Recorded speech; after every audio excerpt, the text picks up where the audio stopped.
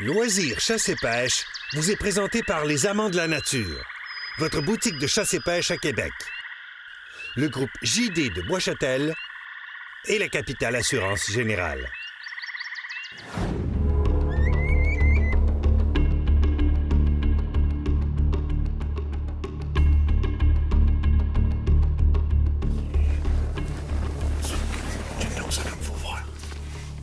C'était un bug. C'était un bug? Oui. OK. Je le prends. C'est ça.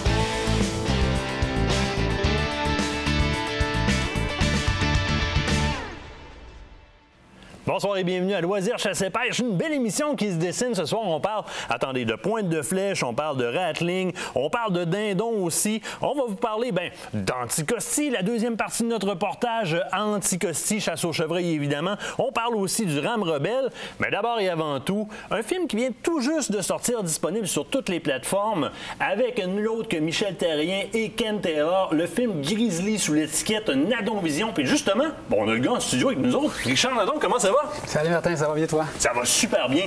Richard, tu nous arrives avec un film, je dirais, haut en couleur, presque en terreur. Tu as tout à fait raison, Martin. Disons qu'on sait que l'Alaska, ça apporte toujours des émotions assez grandes. Puis on sait en plus que la chasse qui était prévue là-bas, c'est surtout Ken Taylor qui, lui, est un archer lac traditionnel. Et puis les amis qui étaient avec faisaient partie d'une expédition de chasse. Puis sur l'étiquette de Chasse Québec.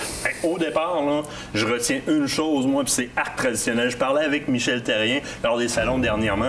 Il me disait, tu sais, Martin, il dit, on arrive en Alaska, puis là, les gars de la place commencent à voir l'arc en bois à Ken tourner sur le carrousel à bagages. Fait comme, les gars, vous n'avez pas compris où est-ce que vous êtes, là. Ça fonctionne pas. Vous retournez dans votre coin. Là. Ici, là, c'est la guerre dans le bois. Là. Au départ, d'aller là, à l'arc traditionnel, Ken se mettait un énorme défi devant lui. Là. C'est sûr que pour Ken, lui, ce qui est important, c'est ce qu'il appelle chasse au sol, ce qui veut dire d'armes égales, ce qui veut dire pas d'appâtage, il n'est pas dans un tristène, c'est du direct. Et pour lui, ça, c'est très, très, très important. Et puis là-bas, les sites ne sont pas préparés. Ils sont en bateau et puis on voit un grizzly et puis on s'installe là. Le vent est important, mais là, ça devient comme secondaire, ça devient pour prélever justement un grizzly. Puis c'est pas été facile de trouver parce que ça y a pris... À sa 6e journée, il a vu son premier grizzly. Bien, tu nous disais que c'est pas un endroit où est-ce qu'on voit des grizzlies partout en train de manger du saumon dans la rivière. Il faut quand même chercher. Faut pas oublier notre Québécois aussi, qu'on aime beaucoup, Michel Therrien, qui était là. Lui était du côté de l'Orignal. Évidemment, on le connaît là-dedans, du côté de l'Orignal, qui a fait un très bel job sur place, des belles approches. Il se permet même de laisser passer 2 orignaux qui, pour nous autres, ici au Québec, on aurait trouvé très prenables. Bien, disons que c'est surtout aussi pour les images, la beauté, l'Alaska et tout ça. Et oui, là-bas, il y a un règlement non-résident. Tu dois prélever ces 50 pouces et plus ou poids frontal.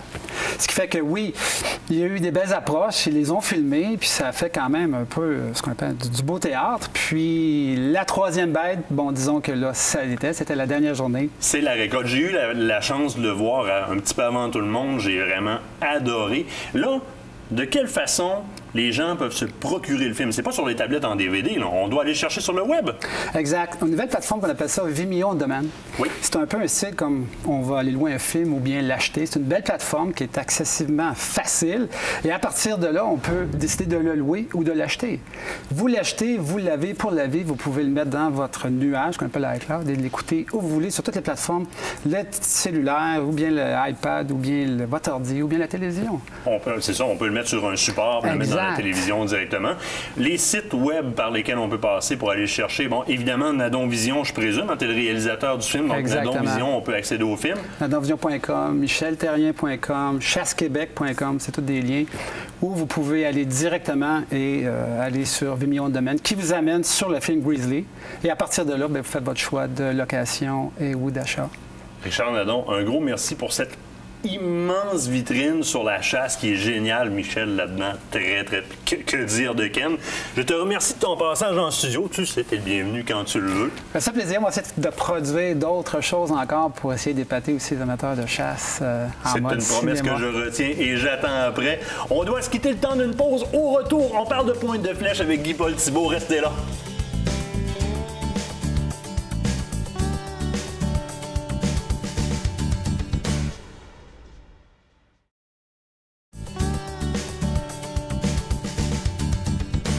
Guy-Paul Thibault, des Amants de la Nature, comment ça va? Ça va très bien, Martin. Et toi? Ça va super bien. J'ai envie de te demander, avant de commencer, ton salon, parle-moi de ton salon, Expert Chasse-Pêche, qui vient juste passer. Oui, très, très beau salon, Martin. Justement, je tiens à remercier toutes les personnes qui sont venues visiter dans le kiosque. C'est très apprécié.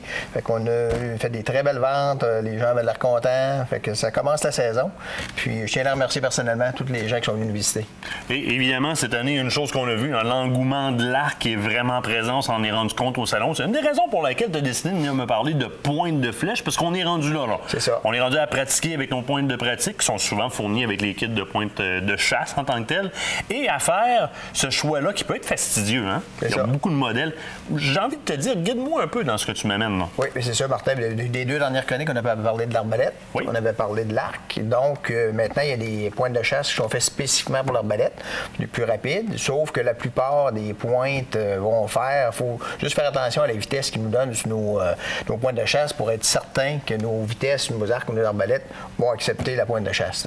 Parce que si j'ai pas la vitesse qui est adaptée à la pointe, si la pointe de flèche n'est pas adaptée à la vitesse de mon arc ou de mon arbalète, elle pourrait carrément ne pas ouvrir ou encore ouvrir en vol puis changer la balistique, la direction de la flèche en vol. C'est ça, Martin. Des pointes de chasse fixes, on ne parlera pas de ça parce que c'est ouvert, c'est toujours ouvert. Donc, il y a des modèles, c'est sûr que, par exemple, on a une arbalète qui va rouler 400 pieds secondes. Si on achète une pointe de chasse qui est faite pour pas ouvrir à 325 pieds secondes, mais là, c'est sûr, il faut prendre la bonne pointe de chasse en conséquence. Prendre la bonne décision.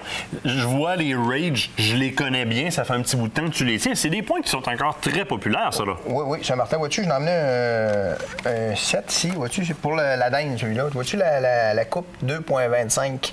Fait que ça, c'est une coupe qui est très large pour le dindon sauvage, c'est souvent ça qu'on va utiliser. Fait qu'elle est faite spécifiquement pour le dindon sauvage. Puisqu'on tire dans le caroncule, on veut vraiment, vraiment infliger une grosse coupure au caroncule pour provoquer un saignement rapide de l'oiseau. C'est pour ça qu'on ouvre large comme ça. C'est ça. T'as un autre modèle de Rage ici? Oui, Saint-Martin, c'est une de mes préférées, dans le fond. J'ai chassé 3 ans de temps avec ça. Je suis sûr qu'on change, chaque année on essaye, on en vend. Fait qu'il faut avoir quelque chose à dire aux clients quand on les essaie. Celle-là, j'ai jamais eu de problème. C'est ça. C'est sûr que si on passe, comme je t'expliquais tantôt, à plus, celle-là a été testée à peu près à 375 pieds secondes, mais elle ouvre pas. En vol, elle ouvre pas. Sinon, si on peut monter avec des petits. Oui. Des petits collets ici qu'on peut petits mettre rings en comme bas. ça, des collets. C'est ça, il faut qu'on l'installe au bout ici, puis il n'y a aucun problème. Ça vole très bien, puis c'est très fiable. Là. C'est ce qui empêche que ça ouvre en vol. C'est ça. Ce qui est le fun aussi du côté de Rage, c'est qu'on inclut dans les paquets, dans les emballages, une pointe de pratique qui a la même pesanteur et la même mécanique que la pointe de chasse. Ça peut faire une grosse différence, Guy-Paul. C'est ça. Pratiquer avec la bonne pointe. Oui, c'est sûr que quand on va à la chasse, tout l'été, on va se pratiquer avec nos pointes de pratique sur nos flèches. Mais quand on arrive à la chasse, il faut pratiquer avec nos pointes de chasse. C'est important parce que c'est sûr que ça, c'est une rétractable. Donc, en vol, normalement, ça vole très bien. Puis là, il nous donne une pointe de pratique en plus. Fait qu'on va se pratiquer avec ça. Mais il faut toujours pratiquer quand même avec notre pointe de chasse avant d'aller à la chasse. Par contre, on s'assure, quand on tire sur le gibier, de tirer avec une pointe neuve. Pas celle qui a été tapée dans le bloc de tir. C'est ça. Bien important. On continue. Ici, tu parles de... La compagnie WAS, Martin. Ça, ils viennent d'en sortir une cette année spécifiquement pour l'arbalète. Donc, ça, je l'ai testé l'année passée. J'étais allé à la chasse avec elle l'an dernier. Puis, ça, si tu pratiques avec ta pointe de pratique, tu mets ça au bout de ta pointe de chasse, au bout de ta flèche après.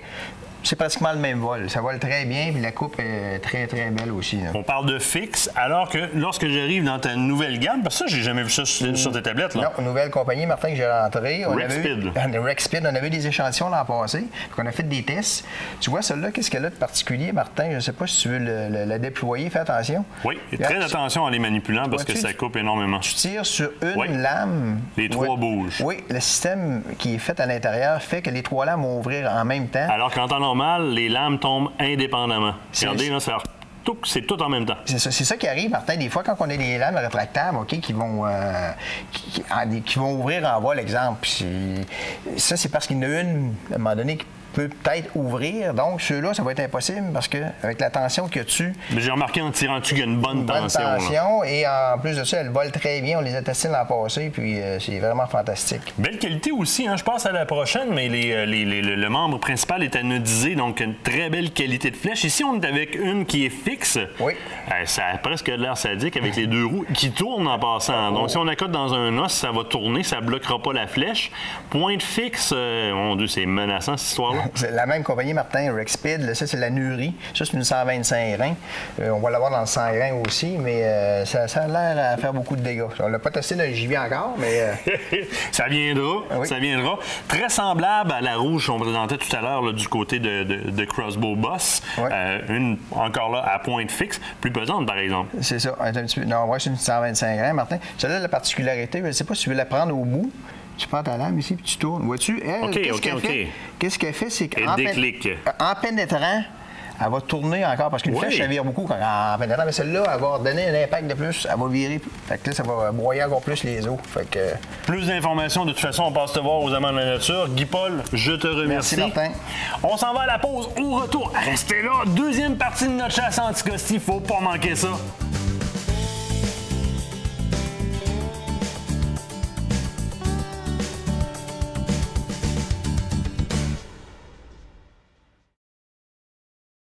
Cette partie d'émission vous est présentée par les coquineries Conserve artisanales.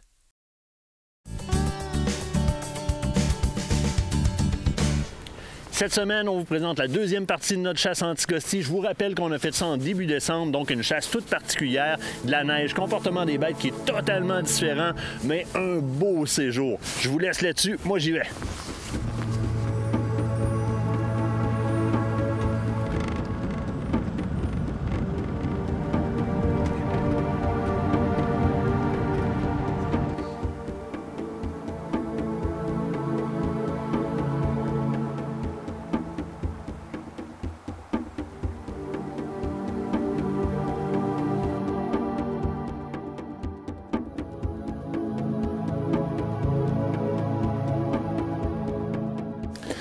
C'est le genre de passe que les chevreuils commencent à se faire lorsqu'il n'y a pas beaucoup de neige comme ça au début de la migration des chevreuils vers leur ravage ou encore ici à l'île d'Anticosti vers le bord de mer pour s'alimenter de varech pendant l'hiver. Donc ils commencent rapidement à se taper une piste. Comme ça, au fur et à mesure que les accumulations de neige se font, bien, il leur reste un chemin d'accès pour remonter au bois, pour remonter se cacher ou se reposer ou dormir à leur ravage s'ils en ont besoin. Alors ça, c'est un parfait exemple. C'est une passe qui est commencée. On en a vu une un petit peu plus loin aussi tout à l'heure. On va arrêter de voir de quoi ça a l'air.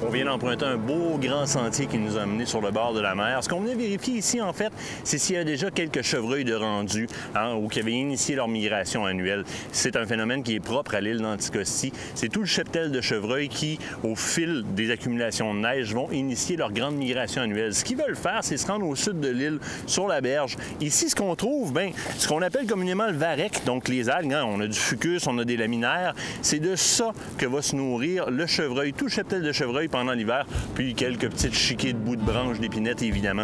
Donc, c'est très propre à l'île d'Anticosti. On observe ça mi-décembre, fin décembre, quand les accumulations de neige sont là. Ils viennent tous ici, passent l'hiver, ils ont la protéine dont ils ont besoin, ils engraissent, ça nous fait un beau cheptel.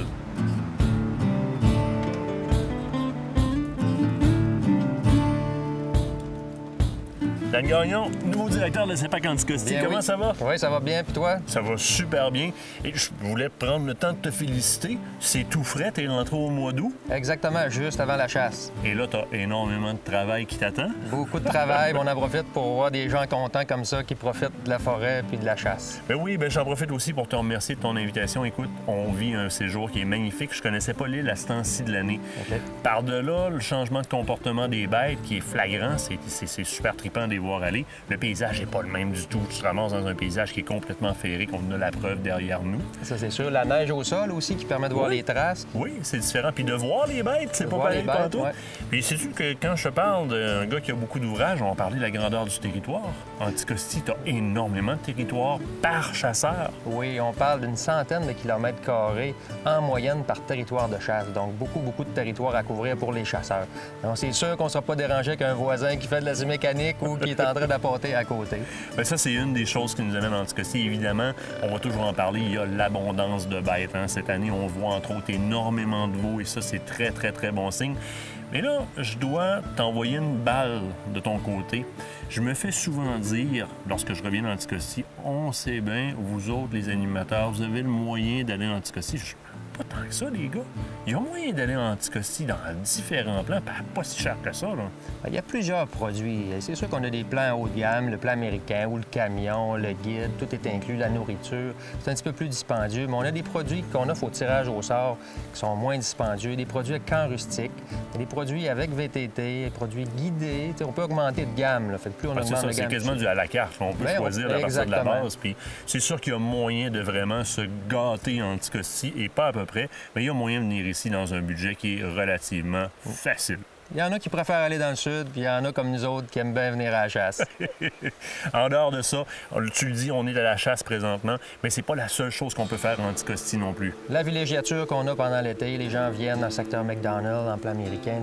On peut rester sur place, louer un chalet, venir profiter de l'île, voir les observer aussi. Là, il y a beaucoup de choses à voir. Le parc national, la chute Vauréal, la grotte Patate, donc beaucoup d'attraits pour les villégiateurs. On a aussi la pêche au saumon, secteur La Loutre, Jupiter 12 qui est très renommé. On a même un combiné serre et pêche au saumon qui est au début septembre, qui est très apprécié de notre clientèle. Bien, ça, c'est très appréciable. Écoute, que dire de plus qu'on passe un merveilleux séjour? Je te remercie encore une fois, mais moi, je veux dire, là, je vais retourner à la chasse. Oui, hein, profite-en. Merci beaucoup.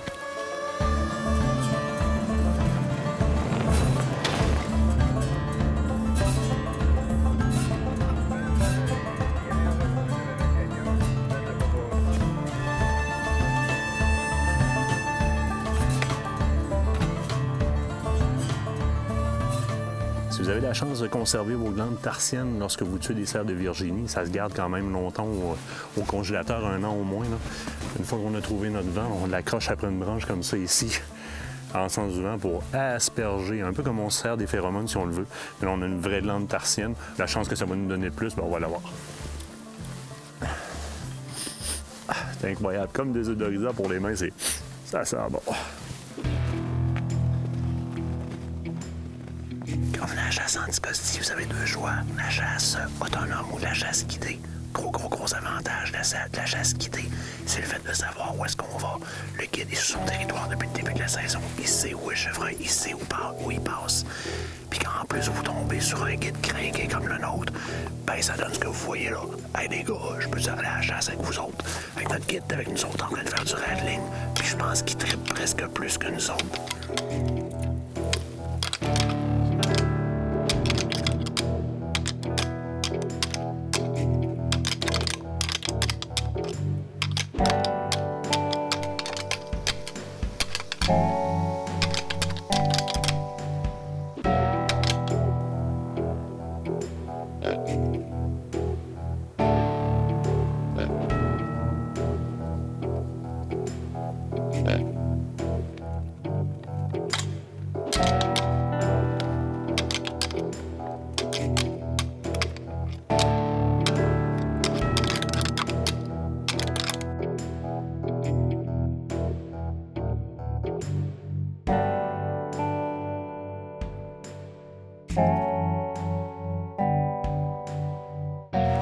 Troisième journée de chasse qui se termine pour nous. On a fait des belles observations. Beaucoup de bocs, beaucoup de veaux aussi, beaucoup de femelles. Bien, bref, beaucoup de chevreuils, mais surtout des belles récoltes. De ce côté-ci, récolté par Marc Lamère, un beau 6 pointes, particularité avec une belle pointe palmée de ce côté-là, donc super belle. C'est un très beau 6 pointes. Et de l'autre côté, regardez-moi bien ça. La chasse de groupe nous a permis de récolter un superbe 9 pointes.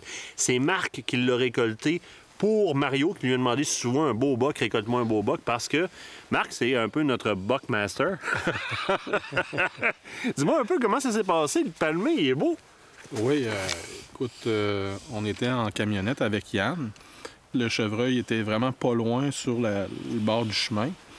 Il l'a vu, il a baissé sa fenêtre, l'a grunté. Le chevreuil est resté là, ça m'a permis d'avoir le temps de sortir de la camionnette. Il t'a tenu en gruntant, le temps que tu te places? Il m'a tenu en gruntant, le temps que je me place, puis j'ai réussi à le récolter comme ça. Avantage de la chasse guidée. Exactement. Puis là, celui-là qui va faire des jaloux, le 9 pointes, très beau boc. Ça s'est passé comment?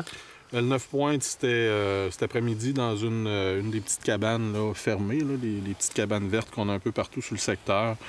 Le chevreuil est sorti juste un peu avant le coucher du soleil, là, vers 3h10. 250 pieds en plein milieu du chemin, carte postale, puis pas été difficile à récolter. Fait que, messieurs, vos chasses sont terminées. Demain, vous faites le déjeuner et le ménage. Oui. Nous autres, on retourne à la place. Moi, Nicolas et Nicole, il nous reste à compléter nos chasses. S'il y a de quoi en après-midi, on vous demandera un coup de main. Yes. Si on veut qu'il termine à lui tout seul toutes nos chasses, là. Fait qu'une belle journée demain, les gars. Yes.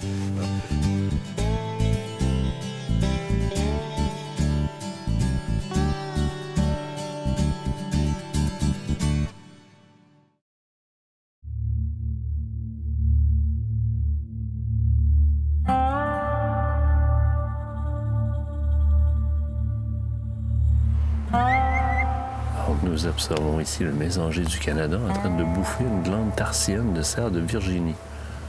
Maudit cochon.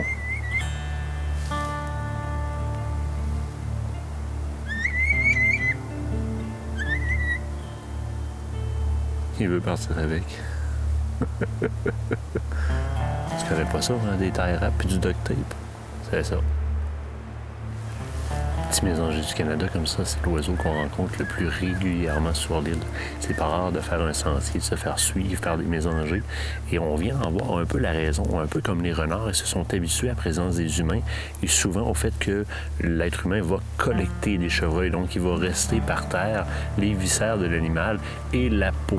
On voyait très bien le mésanger essayer de tirer sur les petits bouts de gras, évidemment. Son hiver arrive à lui aussi, comme tous les autres animaux de la forêt. Alors, ce qu'il veut, c'est aller chercher une bonne couche de gras pour passer l'hiver. Alors, quoi de mieux que ma glande tarsienne accrochée après un arbre pour venir luncher sur l'heure du midi?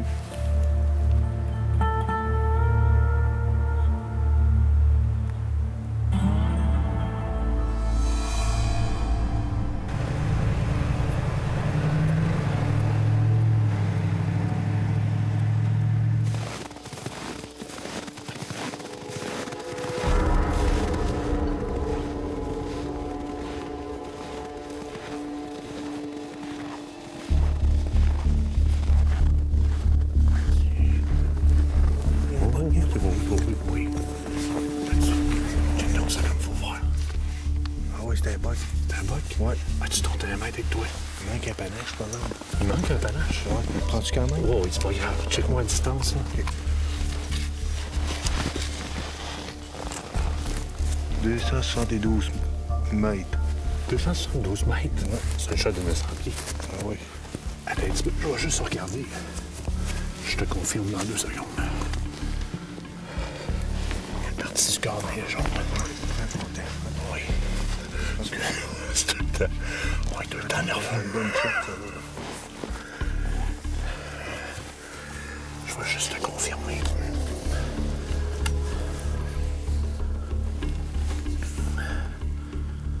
Et tabarouette.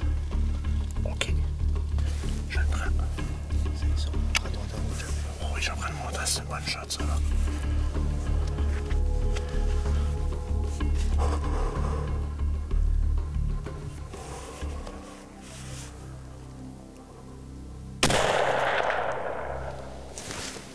Ça vient de planter par en avant, ça? Oui, il a planté par la... Il catchait pas le bois. Par les boîtes. Je broille de l'œil. Je pensais tellement de l'œil, je broille de l'œil. Hey, c'est loin. Ça n'a pas de bon sens. J'ai fait ma correction à l'œil, sur mon réticule. J'ai fait ma correction à l'œil, mais ça fait une bonne drop, pareil. Oui. C'est beau, Cham. On va aller voir ça. Il a replanté dans le bois. Moi, d'après moi, écoute... Il a pioché d'avant. D'après moi, il a pas fait pour moi. Quelqu'un qui pioche d'avant de même. Tu penses? Quelqu'un qui pioche d'avant de même, parce qu'il y a eu mal. Je vais juste me sécuriser mon arme, là. OK. On va sortir ma douille. Je vais me laisser ouvert. Je rentrerai une balle juste avant de rentrer dans le bois d'un fois. Ouais. Bon, on va la sécuriser. Je mets la douille, j'ai les jambes qui se piquent. Il doit dire débutant, ça shake encore. Ben non, c'est la passion, c'est la passion. Ça shake tout le temps de même. Tabarouette. On va aller voir ça.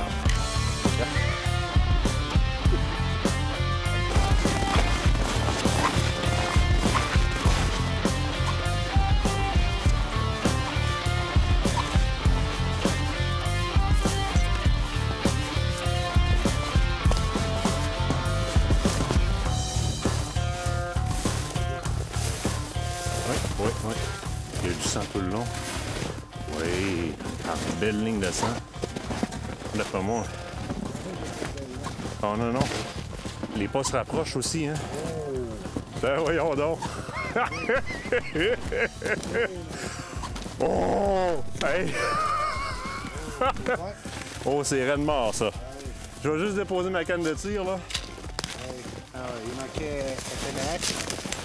Oui. Oh, il s'est battu. Hey. La balle dans mes poches. Bravo, Cham. Beau tir. Hey! Beau tir, je suis fier en tir, tabarouette. Hey! L'avantage d'être avec un guide, hein? Je sais où est-ce que ça se promène. C'est ça. À la différence d'y aller tout seul de façon autonome, on tombe immédiatement ses passes puis on tombe sur des bocs. C'est fun. Dans ce cas-ci, regarde, honnêtement, personnellement, j'ai quand même toujours eu la mentalité qu'un panache, ça se mangeait pas. C'est super plaisant de collecter des gros panaches, mais quand on a une belle opportunité de tir comme ça, pour se challenger un peu, et se dire, bon, ben écoute, j'ai un tir à 900 pieds, je connais mon arme, j'ai une Fierce, qui est une arme qui est de grande précision, avec quand même un très bon télescope. Un Steiner T5XI. Je connais mes corrections, je connais les capacités de cette arme-là. Je le savais que la balle se rendrait à bon port. Donc, c'est pas le panache comme le plaisir de la chasse, puis du tir de précision comme ça sur une bonne distance. Ça rapporte au niveau de l'orgueil, c'est génial, puis c'est une belle activité. Puis c'est quoi qui est fun?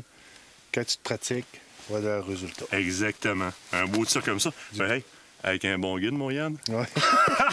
Un bon chasseur. Un bon tireur. Ça va. Ah, super. On va regarder ça un petit peu. Là, ça va me prendre un autre panache pour le Rattling l'année prochaine. Fait qu'il faudrait que tu me trouves un boc qui en manque une, mais de l'autre bord. L'autre bord? Ça, c'est un boc qu'on peut voir de à peu près 4 ans et demi. Dans les moyons qu'on voit ici.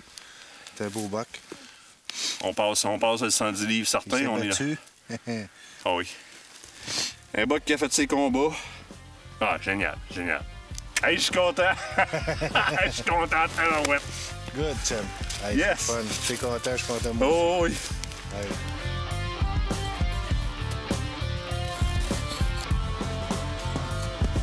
Là, moi, j'ai pris mon foie. On garde toujours notre foie. On le fait tremper. Qu'est-ce que c'est? T'as pas vu ta chette? C'est ben voyons donc. Hey, on s'excuse pour les viscères, hein, c'est de la chasse, il faut procéder à une éviscération. ce que Yann tient dans ses mains, c'est le cœur de l'animal. Ouais. C'est là où est-ce qu'on confirme le tir a été fait comment. Donc, à peu près 900 pieds, on a calculé, c'est à peu près 890 pieds, quelque chose comme ça. Le tir a été fait plein cœur. Quand on vous parle dans l'émission là, de l'importance de la pratique du tir, du choix d'un boulet qui fit avec votre canon, puis du choix d'un bon télescope et d'une bonne carabine, 900 pieds, plein cœur comme ça, l'animal n'a pas souffert. Puis quand tu fais de la pratique, ben c'est ça tes résultats. Exactement. Là, je suis content. Ça, c'est un maudit beau tir. C'est un beau défi personnel. Ouais. Plus que la grosseur du panache ou de quoi que ce soit. C'est ça. On a une shot plein cœur à 900 pieds. On a de la belle viande parce qu'on a quand même un boc qui a une belle grosseur. Oui, un beau boc. Super. Cool.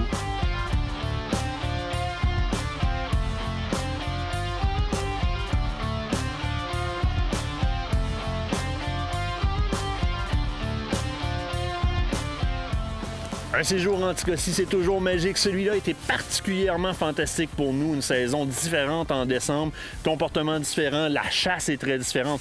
Et aussi de très bonnes nouvelles. On avait raison de penser que le cheptel avait mangé un peu de misère dans l'hiver 2013-2014. On observe moins de spike, moins de chevreuil de cette tranche d'âge-là. Comme si on avait sauté une génération, mettons, on va dire ça comme ça.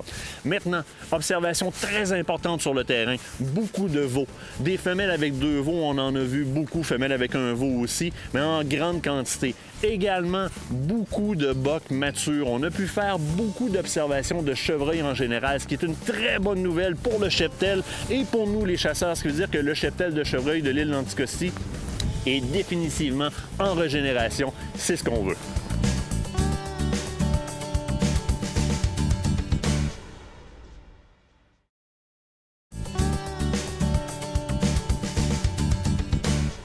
De retour en studio.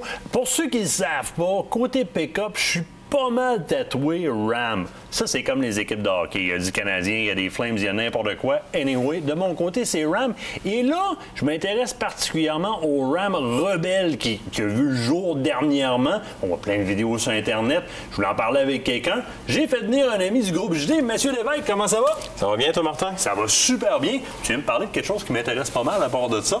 Le Ram Rebelle.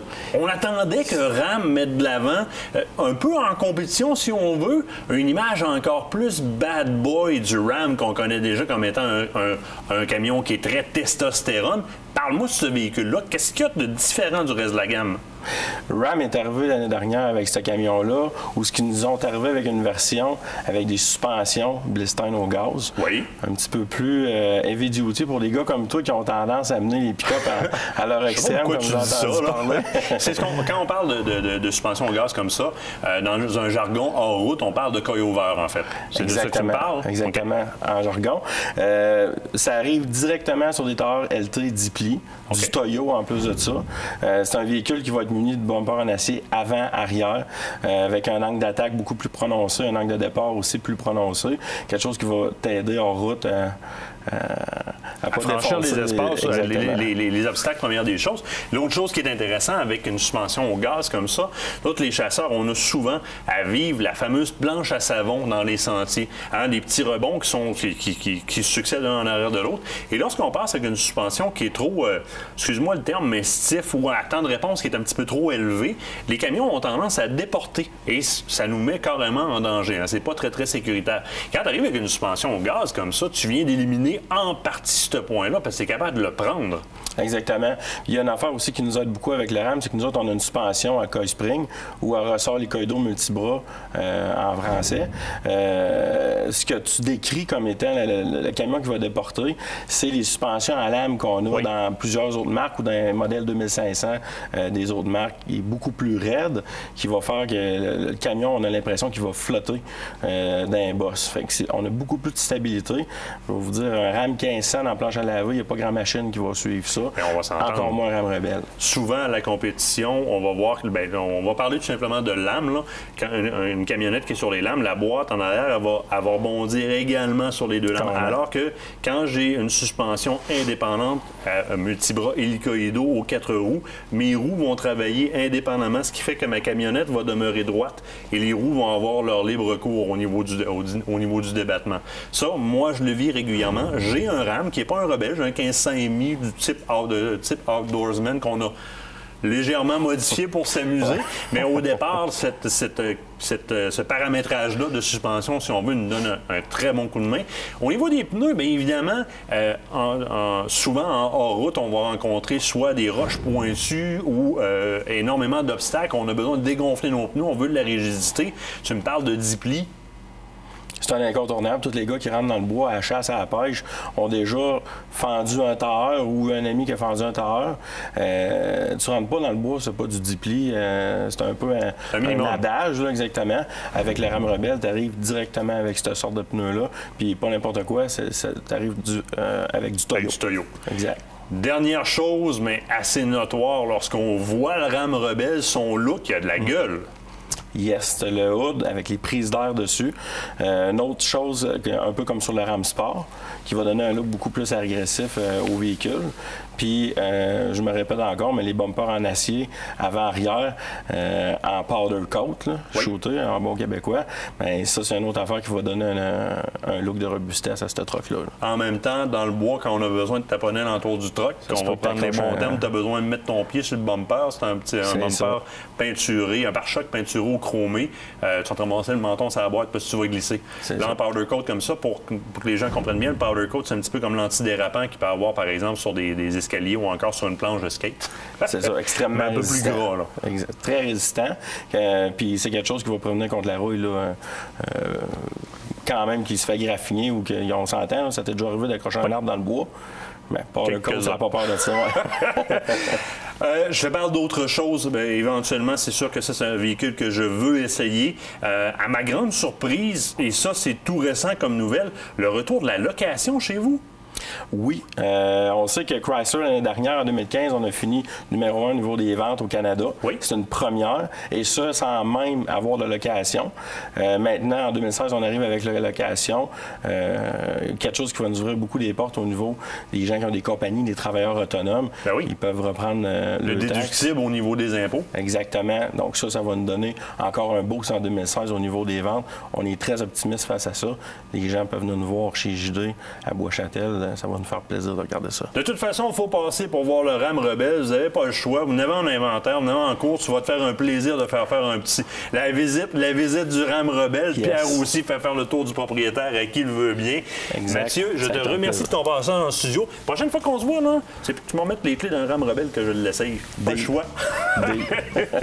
On se quitte le temps d'une pause. Au retour, on parle avec Stéphane Monette. On est dans le bois, on parle de Rattling. Manquez pas ça.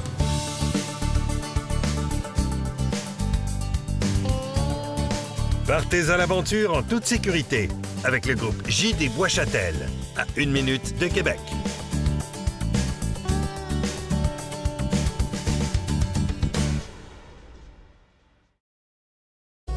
Cette émission vous est présentée par Cordon Bleu, une marque bien de chez nous, au service des Québécois depuis 1933.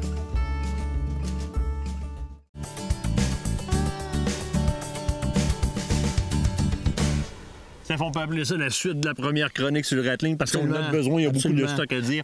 Puis je m'aperçois, Martin, que ça fait longtemps qu'on l'explique, mais là, on va essayer de le pousser le plus qu'on peut pour donner le plus de détails possible. Rapidement, il faut quand même remettre tout en jeu. En perspective. Les outils, évidemment. 4 choses. Les cornes, l'urine, le nose pour le vent, puis notre ground call. Il est ici, là, il est tout le temps après moi. Mon ground call, c'est nos 4 outils qu'on a besoin. On a parlé que, bon, on va mettre nos stations d'odeur chaque côté. 90 du temps, le chevreuil rentre le nez dans le vent, donc on va se placer dos au vent pour voir le chevreuil où est-ce qu'il va arriver. C'est le nose qui va nous le dire. Puis là, après ça, on commence notre session avec un sneeze. On va peu grunter un petit peu. Puis là, on commence nos séquences d'appel. Parfait. Là, non. Oui, je savais que tu voulais m'emmener. Nous autres, on l'a fait à 2 tantôt. Exact. C'est différent. C'est la meilleure façon. Quand tu es seul, tu vis avec, tu essaies de trouver une place ouverte, tu vas faire ton rattling, tu vas te préparer, puis tu vas essayer de le tirer. Mais la meilleure technique de rattling, c'est à 2. Parce que souvent, le chevreuil va venir faire son rond à 200-250 pieds de nous autres. Puis celui qui fait du rattling, à cause des forêts du Québec, on n'a pas souvent assez d'ouverture. Fait que là, ce que tu fais, c'est que tu prends ton chum, puis tu lui dis, si le vent pousse comme ça, fais 200 pieds, assis-toi là, puis reste là, moi, je vais faire le rattling. C'est sûr que le gars qui fait du rattling, ça m'est déjà arrivé qu'il ne s'est pas occupé du vent, qui est rentré sous moi, c'est moi qui ai eu le tir. Mais 9 fois sur 10, c'est mon chum qui va l'avoir avant moi. Fait que tu places ton chum en avant de toi. Lui, quand il s'assit, il va se mettre de l'urine de mâle alentour de lui. Toi, tu as tes stations. Fait que là, ça sent vraiment le mâle dans le secteur. Là, on commence la séquence. On l'a déjà dit, on commence tranquillement. On va y aller pendant à peu près une dizaine de minutes, quinzaine de minutes, juste comme ça. Oui. OK? Tu peux prendre une petite pause, tu as mal au bras, tu y vas. On écoute. Exact. La deuxième séquence, plus agressive. Un autre 10-15 minutes, là, tu cognes. Là, n'oublie pas, c'est sans arrêt. Fait qu'on va faire ça comme ça. OK? On y va. 45 minutes à 1 heure. Exactement. Fait que tu as un 10 minutes doucement, un 15-20 minutes plus agressif. J'ai mal au bras, je reprends une autre pause. Là, après, c'est là que, plus de bruit tu peux faire, mieux ça va être, parce que là, s'il était proche, tu es allé tranquillement, tu l'as intéressé. La deuxième séquence, normalement, c'est la meilleure, que là tu es allé vraiment concentré à voir ce qui arrivait. La troisième séquence, quand tu sais, à force de le faire, là, tu vas juste faire du bruit. Fait que tu cognes tes cornes à peu près n'importe comment. Tu veux que ça porte, je veux que ça porte, que ça aille loin. La raison pourquoi on reste longtemps, c'est que s'il est à 500, 600, 700, 800 mètres de nous autres, il faut lui donner le temps d'arriver. Oui. Quand tu commences tranquillement, il va se présenter, tu vas avoir ton tir. Puis là, c'est là, en intensifiant, c'est tout le temps là, à distance, qu'il va t'entendre, que là, il va s'approcher. Là, si ton chum, il est placé, tu le sauras pas, Martin. Tu vas juste entendre tard, puis il va tirer le coup de feu, puis il va récolter. Hey, ça, là, une affaire qui est bien importante. Si ton chum est habitué d'être dans une tente, puis d'attendre après un chevreuil, puis que là, tu t'en vas faire du rattling pour lui, il faut que tu l'avertisses qu'il n'y aura pas 10 ans pour se placer. Là. T'es à la guerre, OK? Pense que quand le chevreuil s'en vient, il charge 2 bocs qui se battent, puis lui, il est sénère. Puis il va te donner, je dis tout le temps au monde, 3 secondes pour tirer. C'est ça. Fait que moi, souvent, quand c'est moi qui est le deuxième chasseur, que c'est pas moi qui fais le rattling, puis que je vais être installé, OK? J'ai la carabine dans les mains, je suis à côté debout, à côté contre un arbre, je bouge ma tête juste un petit peu, puis je regarde, puis j'essaye de voir le premier mouvement. Le premier mouvement que tu vas voir quand un boc s'en vient sur toi, c'est la queue. Oui. Parce qu'il écoute, il n'y a rien, il se stabilise puis il s'en vient. Après ça, tu vas voir le panache, là, tu vas le voir arriver. Quand tu le vois arriver, dans ta tête, il faut que tu aies fait tes corridors de tir où est-ce que tu vas tirer. Puis là, t'attends pas. T'attends pas qu'il te voie. La meilleure shot, le plus beau tir que tu peux faire, c'est quand le chevreuil se présente, que tu vas faire un tir entre les arbres, qu'il n'aura rien vu, puis que tu vas le coucher. Ça, c'est la meilleure chasse qui peut exister. Bien, il faut pas être nerveux, il faut s'installer, clic, pouf. Ça tombe, mais il faut être au courant. La concentration, c'est une technique qui amène le chevreuil. Écoute, on dirait que le chevreuil pousse de la terre, Martin. Il sort des feuilles quand ça arrive. Tu t'en attends pas. Puis souvent, les premières fois que je l'ai montré à du monde, ils m'ont dit « Hein, ça arrive donc bien vite. » Oui, ça arrive vite. Ça marche.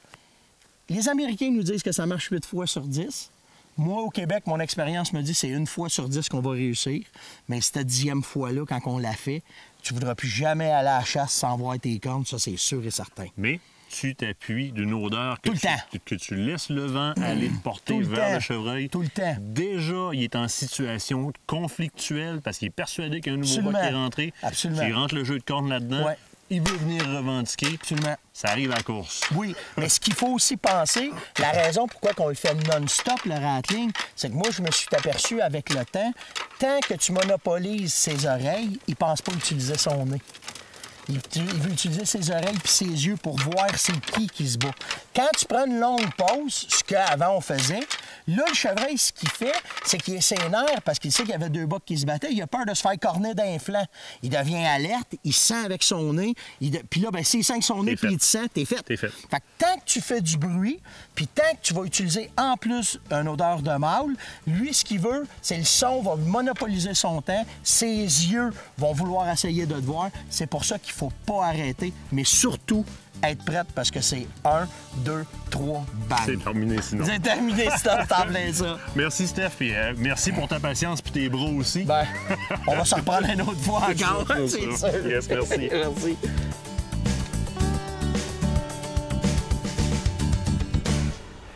Cette semaine, dans mon sentier chasse-pêche, l'article qui a attiré mon attention, c'est le flash trapage de Jean-Pascal Trudeau. Et toute mon attention a été attirée vers une question posée par l'auteur et je vous la lis. Quel est l'impact de mon activité et de mes actions sur la gestion de la faune du Québec dans son ensemble? Et ça, c'est une question qu'on ne se pose pas assez souvent, tant au niveau des chasseurs de manière générale que des trappeurs. L'auteur en réfère, par exemple, au niveau du trappage des différents mustéidés et du lynx par rapport à la gestion des populations de poissons. Encore, parle du trappage, par exemple, du castor et de l'effet que ça a sur les cours d'eau. On peut étendre cette question-là à l'ensemble de nos activités de chasse et de pêche et de trappage, évidemment. Et c'est un excellent discours quand vient le temps de parler à ces fameux anti-chasseurs, parler de la gestion des populations et savoir qu'on est très, très, très important, nous, dans nos activités à ce niveau-là. D'ailleurs, l'auteur en réfère au niveau de l'information à sa fédération et j'attire votre attention sur le nom complet de la fédération, qui est la Fédération des trappeurs gestionnaires du Québec. Le mot gestion prend tout son sens ici. Pour plus d'informations, évidemment, vous allez sur la page de la Fédération des trappeurs gestionnaires du Québec ou encore, je vous réfère à cet article-là, Flash Trappage de Jean-Pascal Trudeau dans votre sentier chasse-pêche de ce mois-ci. Ces conseils vous ont été offerts par le magazine Sentier Chasse-Pêche, la référence chasse-pêche au Québec.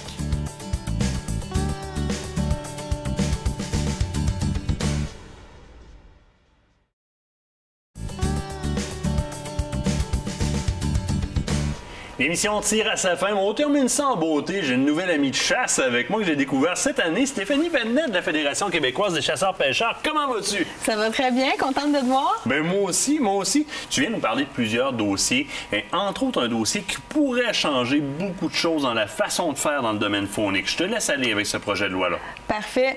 Oui, en fait, ça a bougé beaucoup cet hiver à la Fédération. On a travaillé plusieurs dossiers, dont un dans lequel on a mis beaucoup d'énergie. C'est le projet de loi 56. Est-ce que ça te dit quelque chose? Au niveau du lobbyiste. Exactement. En fait, c'est le projet de loi, un projet de loi qui vise l'assujettissement des organismes sans but lucratif à la loi sur la transparence en matière de lobbyisme. Rewind, plus simple. Oui, beaucoup de mots pour dire finalement que toutes les personnes impliquées dans les organismes sans but lucratif, si le projet de loi passe, devraient s'inscrire au registre des lobbyistes pour toute communication qu'ils feraient avec des titulaires de charges publiques à différents niveaux, municipal, provincial, etc. Ça veut dire que les bénévoles qui sont alentour des différentes actions dans le domaine faunique seraient obligés, par exemple, pour demander de l'aide à leurs élus ou leurs maires, de passer au travers d'une pile de paperasse ça d'épaisse. Exactement, des rapports, des bilans trimestriels, etc. Vraiment, là, on ne peut pas demander ça aux bénévoles. Là. Tu sais que le secteur faunique vit en grande partie grâce à l'implication des bénévoles dans les différentes associations de chasse et pêche partout au Québec. Donc, ce projet de loi-là touche un très grand nombre de personnes. Bien, pour moi, c'est un gros non-sens. Puis au départ, la première question qui me vient à l'esprit, c'est moi, en tant que plaisancier, chasseur, pêcheur, amateur de plein air, comment je peux faire pour interférer dans un genre de projet de loi de même? OK. Bien là, pour l'instant, ce qu'on conseille, nous, c'est vraiment d'aller directement voir votre député. C'est vraiment la solution qu'on conseille. Le projet de loi est à l'étude présentement par le commissaire au lobbyisme. Nous, à la Fédération, on a eu la chance d'aller présenter notre position, d'aller se faire entendre finalement par le commissaire dernièrement. On a déposé un mémoire aussi à ce sujet-là. Tu peux aller le consulter sur notre site Internet. C'est une bonne idée de le faire avant peut-être d'aller voir ton député. Question de donner des munitions en même temps? Exactement, parce que c'est un projet de loi qui amènerait une grande démobilisation des bénévoles, puis on en a besoin. Oui. Les associations de chasse et pêche au Québec, tu sais, toutes les... On met des projets en péril, ça passe. C'est aussi simple que ça. Des projets qui touchent l'éducation, la conservation, l'aménagement d'habitats fauniques, la relève. Vraiment, on ne peut pas se passer de tout le travail qu'ils font au service du gouvernement. Si on perd l'implication des bénévoles, le gouvernement va se trouver à devoir investir dans le milieu faunique, alors qu'aujourd'hui, on a la chance que ça rapporte des retombées économiques de l'ordre d'1,6 milliard de dollars annuellement. On ne peut pas s'en passer. On ne peut pas se passer de nos bénévoles. J'ai envie de t'amener sur un autre projet de loi qui fait beaucoup jaser, le registre des armes à feu. Tu as une bonne position, tu as beaucoup d'informations là-dessus. Il y a entre autres un chiffre après lequel beaucoup de personnes attendent. Bien, en fait, c'est ça, on en a beaucoup parlé dernièrement. La pétition qui a été déposée par la députée Sylvie Roy, pas plus tard qu'hier, comptait près de 59 000 noms. Donc, 59 000 personnes qui ont signé la pétition contre un registre des armes à feu. Tout de même. Oui. La commission parlementaire s'en vient très vite. Le 7 avril, nous, on sera entendus en commission. C'est vrai, vous êtes invités dans la commission parlementaire. Oui, tout à fait. Donc, on va déposer encore là un mémoire très prochainement. Je vous invite à aller le voir pour connaître un peu l'argumentaire, la position complète de la Fédération. Même chose que pour le dossier lobbyiste. Nous, ce à quoi on vous encourage, c'est d'aller voir personnellement votre député. Si jamais vous voulez un bon discours ou un argumentaire solide, on a fait un communiqué qui résume notre position finalement en 2 pages. Là, ça va vous donner... FDCP.com. Tout à fait. Très important d'aller chercher des munitions. Et puisque la commission parlementaire n'a pas encore eu lieu, c'est le temps d'aller brasser vos députés. Ils servent à ça, vos députés. C'est le temps idéal. C'est aussi simple que ça. Tout à fait. Dindon sauvage, ça s'en vient. Oui. Formation, c'est vous qui chapeautez la formation sur le dindon sauvage. Rappelle-moi un peu la démarche pour se former. Oui, c'est tout simple. En fait, c'est le cours biologie, chasse et aménagement du dindon sauvage au Québec. On doit le suivre. C'est en quelques heures. On peut le suivre en ligne ou en classe. Pour plus d'informations, vous pouvez visiter le site Internet de la FDCP, encore une fois, fdcp.com, ou pour directement accéder au séminaire en ligne, c'est le dindonsauvage.com. Une fois que vous avez complété la formation, vous pouvez vous procurer un permis de chasse au dindon. Oui, c'est ça, ça vous donne la carte. Donc voici la tienne. Oui, voici ma carte de... T'as caché ta date de naissance, bon. Oui, ma carte de chasseuse de dindon. Je sais pas si tu es d'accord avec moi, Martin, mais la chasse au dindon, quelle chasse extraordinaire pour initier c'est sûr. La relève. Le feeling est incroyable. C'est le défi, l'adrénaline. Ça m'amène à te parler du permis d'initiation. On peut le faire avec le permis d'initiation, c'est sûr. Là. Oui, c'est ça. Toutes les personnes âgées de 12 ans et plus peuvent se procurer le permis d'initiation sur le site Internet du ministère de la Forêt, des Faunes et des Parcs. Ça permet à ces personnes-là de se procurer un permis de chasse pour toutes les espèces de gibier qu'on peut chasser au Québec sur une période d'1 an, à la condition que le détenteur du permis d'initiation soit accompagné d'une personne âgée de 25 ans qui détient toutes les certifications requises. Et pour le dindon sauvage, on parlait de la formation obligatoire, mais avec le permis d'initiation, c'est pas obligatoire de l'avoir. Pour l'année qui est concernée. Exactement. Donc, c'est une très belle manière de s'initier à la chasse. N'hésitez pas moi, j'invite les gens là, à amener quelqu'un, à le traîner avec vous. Traînez votre nouveau chasseur. Oui. J'adore t'avoir en studio. Stéphanie, la Fédération revient nous voir en studio au mois d'avril. Ça a l'air de quoi de pas mal génial à me présenter. Oui, un super beau projet qui s'appelle Chasseurs généreux. J'en dis pas plus, mais ça va valoir la peine qu'on se reparle de ça. J'ai hâte de voir ce qui se passe à ce niveau-là. De toute façon, tu le sais, hein, t'es la bienvenue. Écoute, je dois terminer comme ça et te remercier de ton passage en studio. Puis moi, je vais retourner à la chasse avec toi. Avec on se quitte là-dessus. C'est déjà la fin de l'émission. On doit se quitter. N'oubliez pas, venez nous voir sur Facebook. Parlez avec nous sur Facebook. Rendez-vous la semaine prochaine, jeudi soir. Tout plein de sujets très intéressants. Soyez les nôtres.